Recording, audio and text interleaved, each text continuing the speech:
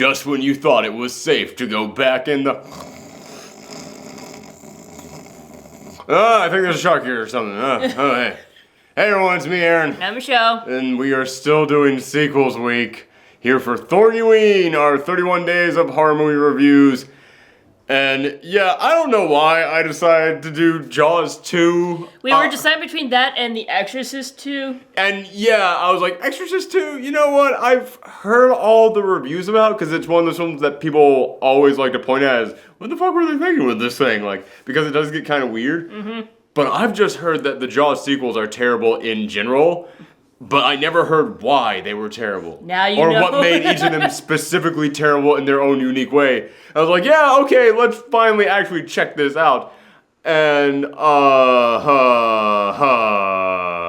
yeah, it's bad. It is really bad. And this may be, out of any of the movies that we have watched all week long, the best example of sequelitis that I have seen. Because I'm thinking of like, okay, the Blair Witch film, okay, well that one, you know, it was absolute garbage, but it was very different. They were trying something different. Mm-hmm. And then you got, Nightmare on Elm Street 2, you know, that one kind of off, but you know, it was different. They were trying something different there. This one is literally just the exact same goddamn thing. But with sailboats. Yeah! There's a big sequence at the end where the shark is attacking sailboats. Except it feels like they tried to go more slasher film with this one.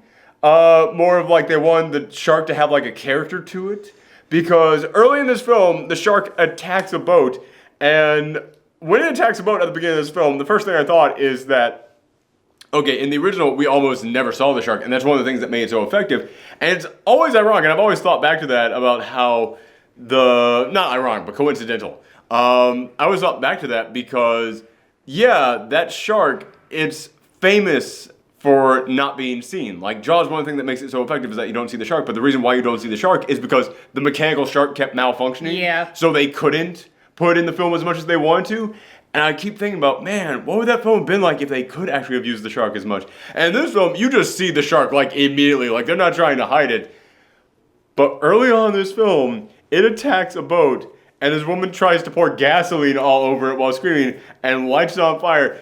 And at that point, I literally said to you, oh my God, please tell me the shark is going to have like half a burnt face for the rest of the film. I wouldn't say the rest of the film because you don't see the shark again for an hour in this movie. But when it pops back up, half its face is burnt and it's got giant scratch marks from like where its face got damaged when it rammed its head into a boat. So yeah, they tried to like turn it into a slasher movie villain. Villain. Yeah. They tried to like give it like a personality, like, oh yeah, that one was just a shark. This one, crazy serial killer shark. And it just like, it makes it look so incredibly stupid. And again, it's not like they ever tried to like hide the shark. They didn't show us the shark for an hour because nothing fucking happens in this movie for an hour. Mm-hmm. But when they are showing us the shark, they are just showing it to us. And man, when you can see the shark, you realize that shark is kind of cheap. Mm-hmm. Like the shark in the first film, yeah, then at the end, when you're actually seeing it, it looks good. Like to this day, that is a darn good looking shark in that film. In this one, there's a moment in which the shark is trying to ram a sailboat, and its face comes up and it hits the side of the boat. And because this thing is like just one giant foam rubber creature, when it hits the side of the boat, like half of its face just... it just gets smushed like... It's like in a cartoon when someone is like going really fast and then they hit a glass and they're just like squeaking past it with their cheeks smeared up against it. It was that. And yeah, man, all the tension and drama in this crazy serial killer shark they're trying to create, gone. That's a lie, though. There's no tension, ever. No. Like, there had to be tension in order to lose it. And in the first film, when you're not seeing the shark, they still knew how to, like, build up that tension of, like, it could be out there. Oh, could it be over there? Oh, that score's kicking in, so you know it's gotta be close. We're seeing some visions from the water itself, so something's gotta be down there. You know something's happening. In this one, when the shark isn't attacking, you never have that thought of, oh, could it be out there? Oh, it could attack at any moment. You never have that thought. No. You're just bored. You're just like, Oh, okay. He's like, hurry up and eat someone already. Like, Yeah, it makes you kind of feel like, okay, well, I guess we're just done with the shark portion of the movie now. Mm-hmm. And when, like at the end of this film, you've got like a dozen teenagers stuck out there on these sailboats that they have all just like tied and roped together into one Frankenstein sailboat. And they're just bobbing up there on the water. And then the shark will attack and, oh no, oh my God, no. And then the shark will be gone. Then they're just there bobbing on the water. And then when the shark would attack again, I would honestly be like, oh my God, I forgot there was a shark in Jaws. Oh, so those weren't like scared. You were just like surprised that the shark came back. Yeah, because when the shark would jump out, I would yell like, holy fuck. But like, I wasn't doing that because I was like actually like freaking out. I was just like, oh shit, oh right, this Oh yeah, thing. there's a shark. Right, this thing, I remember. Peach got excited when I did Oh my God, there's a dog here. Oh my God, oh, I forgot we had a dog down there, everybody. Oh hey. Peach is coming too close to a kiss right now. No Kisses. Oh my God, your breath. You smell like the Jaws shark. Yeah, this movie is boring as hell. We were talking about the shark. We were talking about how there's no tension to it, about how it looks stupid, about how instead of it trying to be like, oh, this is just a really big apex predator out there, they kind of just tried to turn it into, Jason Voorhees. And yeah, that doesn't work. That's not what we're coming to this movie for. But that's during the brief moments of this film in which the shark is there. When the shark isn't there, this is such a padded piece of shit. The only thing more padded than that foam rubber shark is this movie itself.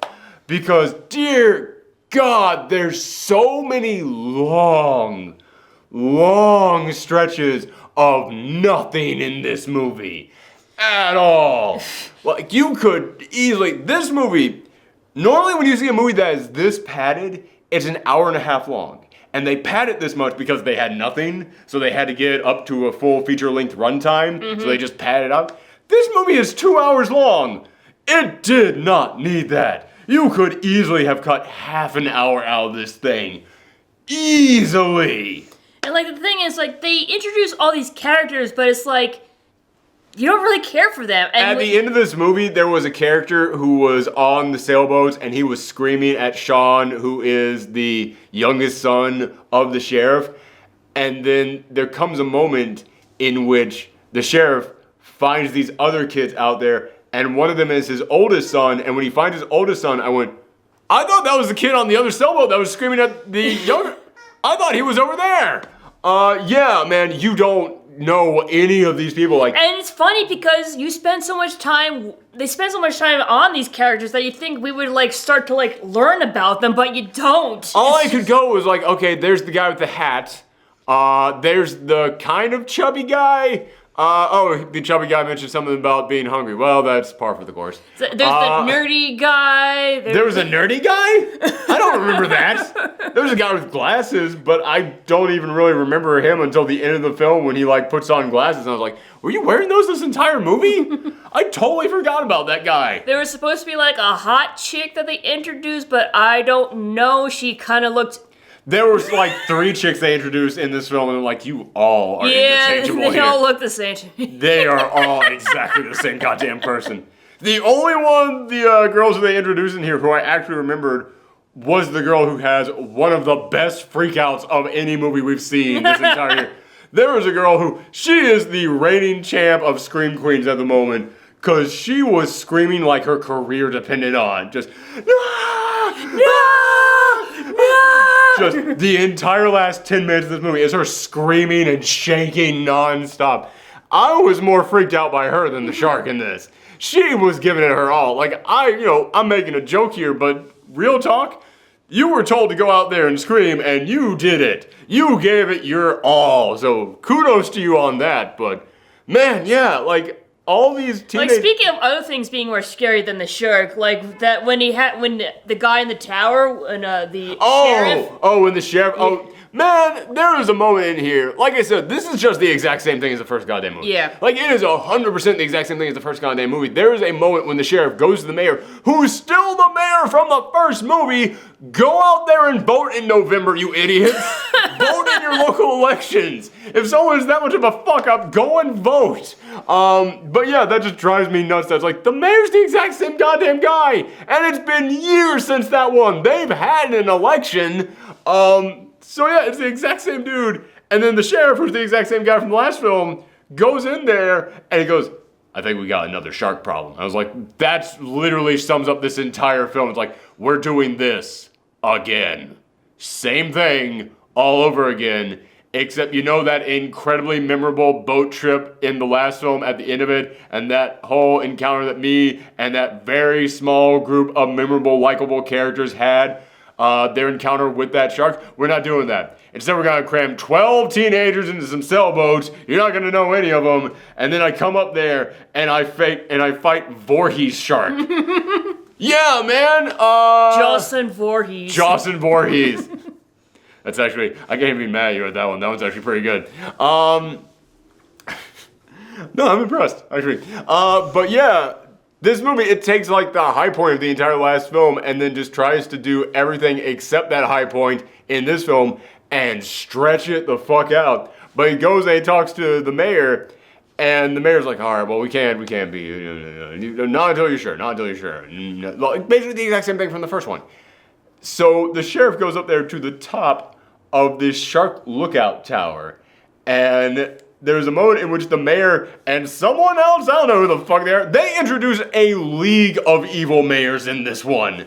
Like, this whole film was like, okay, well, we gotta go bigger than the last one. Well, I wouldn't say like mayors, but like evil like corporate That's people. what I mean. Yeah, it's like, because like there's like a lady who's like trying to like sell like or like a league of people with influence and power in the town who are trying to tell the sheriff, no, there's not a shark, so we're not going to shut down the beach. Yeah, and they were like trying to like convince all these rich people to like move in or like have vacations on this island. So it's like, of course they don't want to mention the shark problem. But yeah, the mayor's showing one of them around the beach, and then they freak out because they see the sheriff up in the shark lookout tower. He's like, we can't have anyone seeing him up there. They'll freak out. And all I could think was like, that'd be like saying we can't have a lifeguard sitting in the lifeguard tower, because then people would freak out because, oh my God, that might mean that someone could possibly drown. It's like, that's not how any of this works. I'd be freaked out if there wasn't someone in the shark lookout tower. Oh, Peach wants to play fetch. Go, Peach. Sorry. Sorry, I had to stop and do it. She was too cute. But yeah, this whole movie, I don't even really know what else to say about this film, because it's just the exact same thing as the first film. Well, like the sheriff in the tower, he saw like something in the water, and he's like, oh, get her out of the water. He rings the bell, but that's not enough. He climbs out of the tower and runs towards the shore with a gun in his hand, wailing it around. You know, Pete, you're getting all excited, aren't you? Because you were wailing it all around.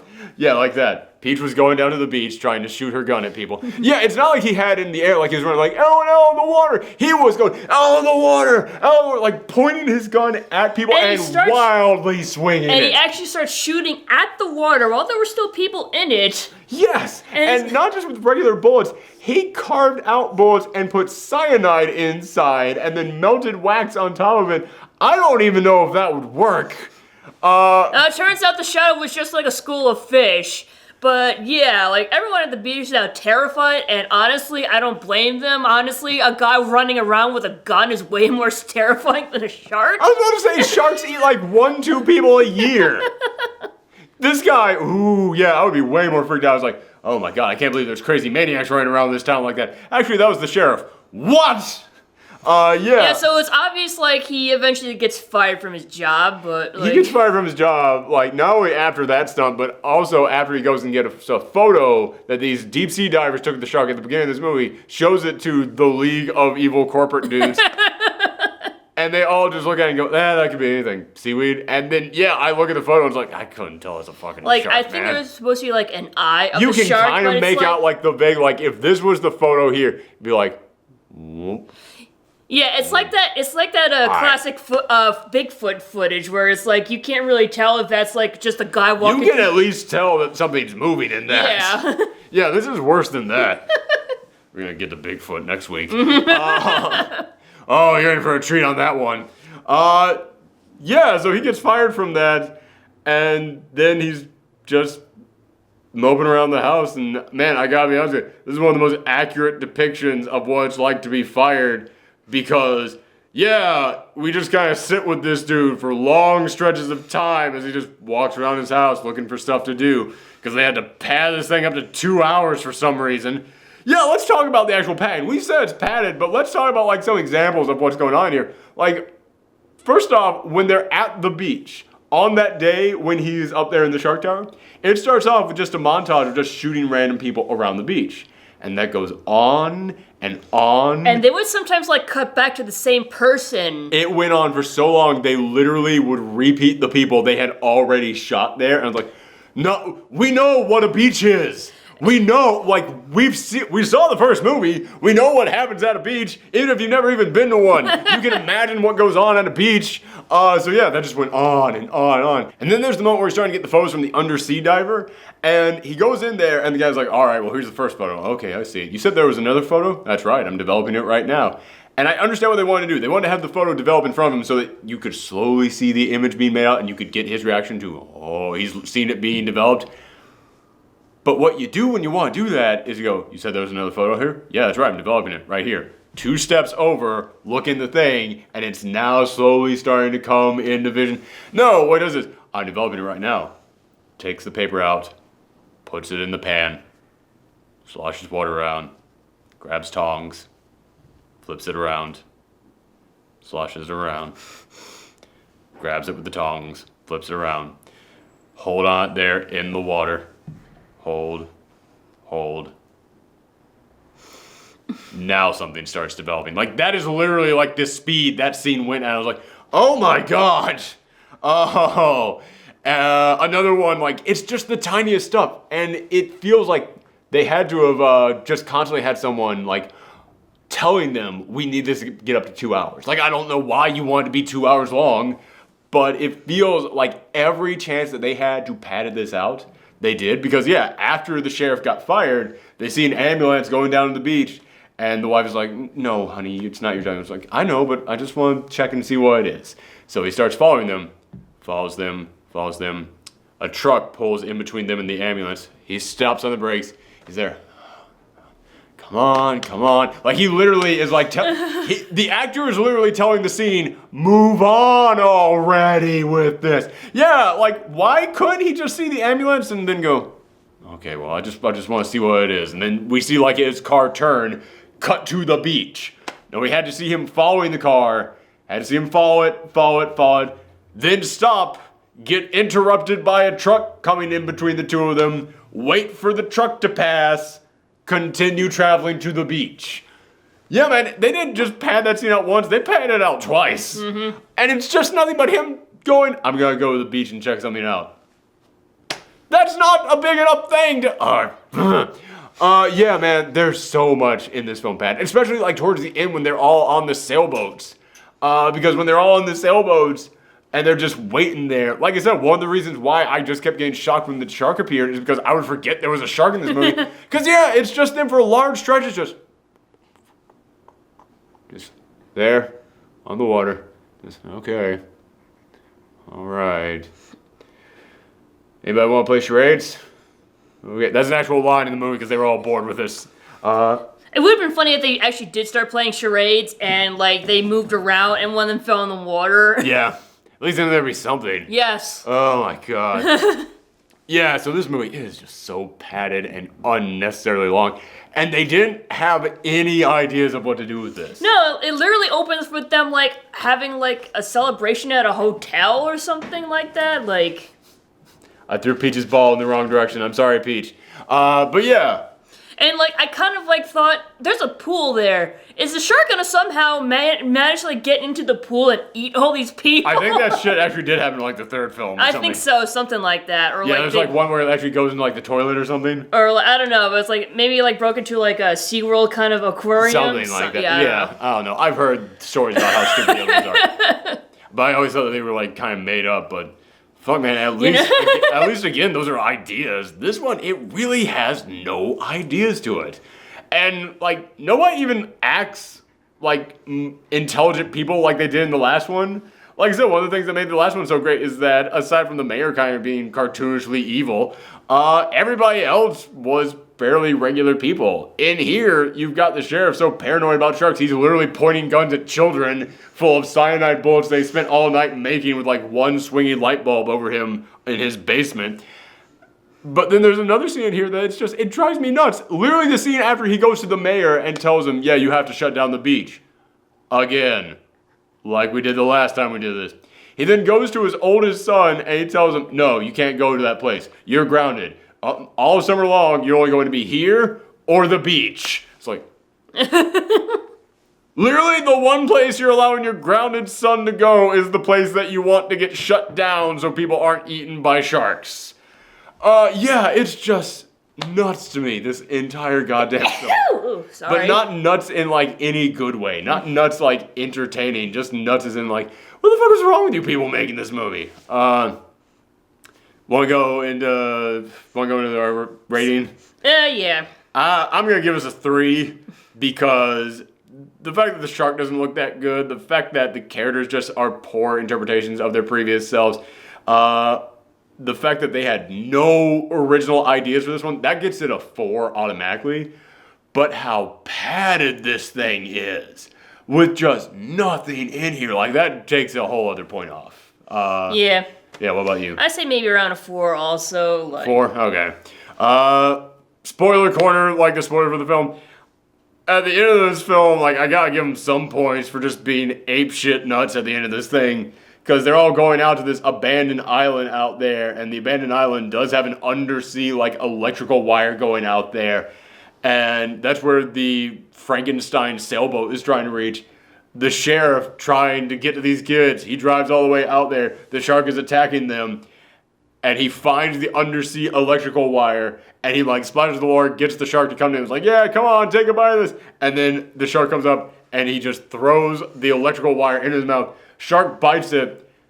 If you can find a clip of this part of the movie, look this up. Because the shark turns into freaking Ghost Rider at the end of this movie. Because his head burst into flames. Like, you see, like, his skull forming underneath it. You see, literally, they had, like, the eye holes in it, like, poked out for the exploding shark head. And they just blasted steam out of that thing. Like, this is, like, almost if the kind of like monster you run into a haunted house just lit on fire. It is the only thing in this entire movie that I would actually say is kind of worth watching, simply because it's so goddamn nuts. I don't know, I kind of thought the explosion at the beginning was pretty funny too, simply because it's just... Oh, yeah. Yeah, so anytime there was an explosion in this movie, which unfortunately only happens like 2 times, it's pretty entertaining. I give this movie 2 out of 10 explosions. Yep. But yeah, that's our review. This was not a good one, and there are some sequels that are not good, but it's still worth checking them out because just seeing like how weird it was or where they decided to go with this stuff. There's no reason to check this out, because this is literally just the first movie all over again, but bad. Like, is this supposed to be, like, Jaws again? Because I thought Jaws died in the first movie. It did. His head blew up. Yeah. This is another shark. Plus, this one is smaller than the previous one, too.